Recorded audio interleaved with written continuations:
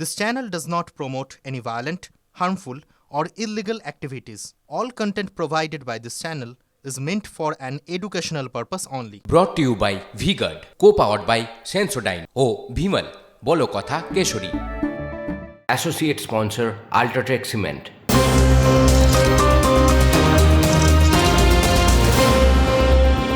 নমস্কার, টিভি 9 বাংলায় স্বাগত। বিগ ব্রেক অ্যাট 6 নিয়ে আপনাদের সঙ্গে রয়েছে আমি শর্মিষ্ঠা। এবং সারাদিন কোন খবর নিয়ে বেশি চর্চা হলো, সারাদিন কোন খবর ভোটের বঙ্গের রাজ্য রাজনীতিতে সব থেকে বেশি সাড়া পেল, সেই সমস্ত ব্রেকিং খবর আপনাদের সামনে তুলে ধরবো। আমি আগে পিসিআরকে রিকোয়েস্ট করবো আজকে কোন খবর সব থেকে বেশি চর্চায়, কোন খবর বিগ ব্রেক হয়ে এসেছে তা প্লাস বাই দিতে।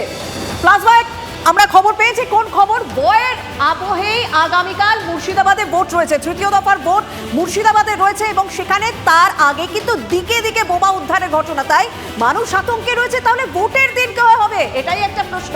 দ্বিতীয় ইস্যু পান্ডুয়া, সকাল থেকে পান্ডুয়ার চর্চা রয়েছে।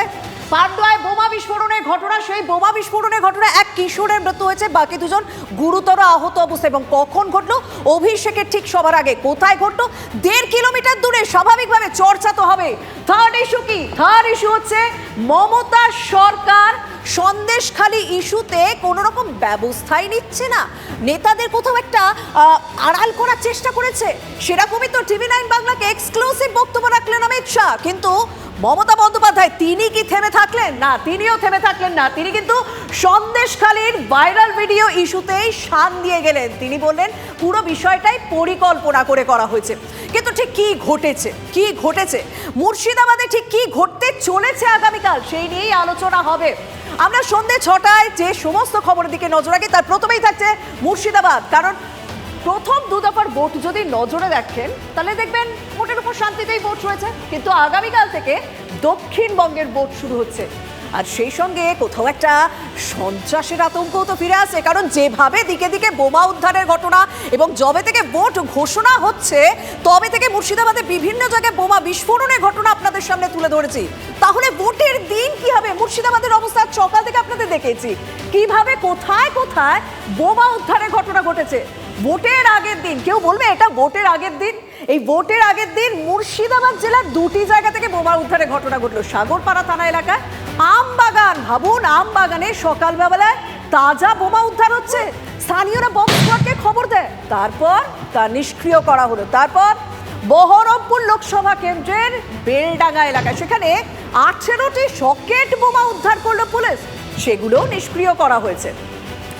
এবার কদিন আগে যদি বড়োয়ার ছবিটা আপনাদের সামনে তুলে ধরি, বড়োয়া যেখানে বিস্ফোরণে তৃণমূল কর্মীর হাত উড়ে গেল, তারপর আমরা কোন কোন জায়গায় ছবি দেখেছি এই মুর্শিদাবাদে, রেজিনগর, শামশেরগঞ্জ, রানীনগর, কান্দি, সাগরপাড়া, খড়গ্রাম, কোথাও বোমাবাজির ঘটনা, কোথাও বোমা উদ্ধার হচ্ছে, এমনকি শিশুরাও ছাড় পায়নি। আর বোমাবাজিতে ইতিমধ্যে কিন্তু অনেকে বহু আহত হয়েছেন।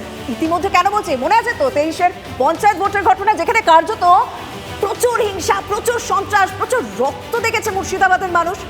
শুধুমাত্র ভোটের দিনই যদি মনে থাকে আপনাদের, শুধুমাত্র ভোটের দিনই ওই জেলায় 4 জনের মৃত্যুর ঘটনা ঘটেছিল এই হিংসায়। আর গোটা পঞ্চায়েত ভোট যদি নজরে রাখতে হয়, গোটা পঞ্চায়েত ভোটে মুর্শিদাবাদে 9 জনের মৃত্যুর ঘটনা ঘটেছে। আর এবারের পরিস্থিতি স্বাভাবিকভাবেই কমিশনকে ভাবাচ্ছে, যেহেতু পঞ্চায়েত ভোটের একটা ভয়ানক অভিজ্ঞতা রয়েছে, তাই কমিশনের কাছে এখন সব থেকে বড় চ্যালেঞ্জ কিভাবে শান্তিপূর্ণভাবে ভোট করবে মুর্শিদাবাদে। কারণ ইতিমধ্যে বাহিনী তো পৌঁছে গিয়েছে, আর আমরা জানি মুর্শিদাবাদ কেন্দ্রেই সব থেকে বেশি কেন্দ্রীয় বাহিনী মোতায়েন রয়েছে। কিন্তু তারপরও কি অশান্তি থামানো যাচ্ছে? তারপরে কি বোমা উদ্ধারের ঘটনা থামানো যাচ্ছে? না, থামানো যাচ্ছে না। কিন্তু কাল কি হবে, সব থেকে বড় প্রশ্ন হচ্ছে কাল, অর্থাৎ ভোটের দিন কি হবে? শান্তিপূর্ণ আবহে ভোট দিতে পারবেন ভোটাররা? ভোটারদের নিরাপত্তা থাকবে? কেন প্রশ্ন করছি, তৃণমূল প্রার্থী আবু তাহের তার বক্তব্যটা একবার শুনুন। আমি মুর্শিদাবাদ জেলার সব ক্রিমিনালদের দায়ভারও নিয়ে নাই, কোথায় কি ঘটনা ঘটবে আর কি ঘটবে না সে কথা আমি বলতে পারবো না। এমনিতে তো বিজেপি বিভিন্নভাবে ধর্মীয় উন্মাদনা দিয়ে চেষ্টা করছে, এদিকে তার সঙ্গে সিপিএম ভাই এক হয়েছে, অধীর চৌধুরী তার আছেই, কিন্তু ছেড়ে কথা বলা হবে না, কোনো জায়গায় 1 ইঞ্চি মাটি ছাড়া হবে না, নিশ্চিত থাকে। আমরা তো বলেইছি মুর্শিদাবাদ জেলা এমনিতেই খতরনাক জেলা, কেউ কাউকে মেনে নেয় না। আমি আর সব লোকের দায়িত্বও নিয়ে নেয়, যা হবার ভোটের দিন হবে, দেখা যাবে। চেষ্টা করবে তৃণমূল, তবে এখানে রুখে দিবে, মানুষ রুখবে, কংগ্রেস বামের কর্মীরা রুখবে, প্রশাসন তো আছেই, কেন্দ্রীয় বাহিনী আছে। আমরা কেন্দ্রীয় বাহিনীর অফিসারদেরকে, পর্যবেক্ষক যারা, তাদেরকে সব বলেছি এখানকার পরিস্থিতি সম্পর্কে। যেখানে তৃণমূল প্রার্থী তিনি নিজে বলছেন খতরনাক জেলা, কি হবে ভোটের দিন তা কেউ জানে না। আমাদের প্রতিনিধি সরাসরি সিজার মন্ডল মুর্শিদাবাদ থেকে আমাদের সঙ্গে রয়েছেন। মুর্শিদাবাদ, তাহলে আমার তো সিজার দেখে, ছবি দেখে ভয় লাগছে। সারাদিন যেভাবে বোমা উদ্ধারের ঘটনা দেখালাম, বোমা উদ্ধারের ছবি দেখালাম, মানে মুর্শিদাবাদ কি তাহলে বারুদের স্তূপে? এবং সাধারণ মানুষের নিরাপত্তা কোথায় সিজার? দেখো, প্রত্যেক নির্বাচনের ক্ষেত্রেই কিন্তু দেখা যায় যে মুর্শিদাবাদের রক্তপাত একটা প্রত্যেক বছরে বা প্রত্যেক নির্বাচনের ক্ষেত্রেই ঘটে, এবং এটা গত বেশ কয়েকটি নির্বাচনেই দেখা যাচ্ছে, এবং সেটার ব্যতিক্রম এবারে হবে কিনা সেটাই কিন্তু এই মুহূর্তে সবথেকে বড় চ্যালেঞ্জ প্রশাসনের কাছে। কারণ এই নির্বাচন ঘোষণার শুরু থেকে ইলেকশন কমিশন থেকে শুরু করে রাজ্য প্রশাসনের তরফ থেকে সার্বিকভাবে ব্যবস্থা নেওয়া হয়েছে যাতে মুর্শিদাবাদ হিংসামুক্ত থাকে, কিন্তু তারপরেও আমরা দেখছি যে প্রচুর পরিমাণে বোমা উদ্ধার হয়েছে। অর্থাৎ কোথাও প্রশাসন সক্রিয় ভূমিকা নিয়েছে এই বোমা বা অস্ত্র উদ্ধারের ক্ষেত্রে, কিন্তু সবটা কি আদৌ করতে পেরেছে?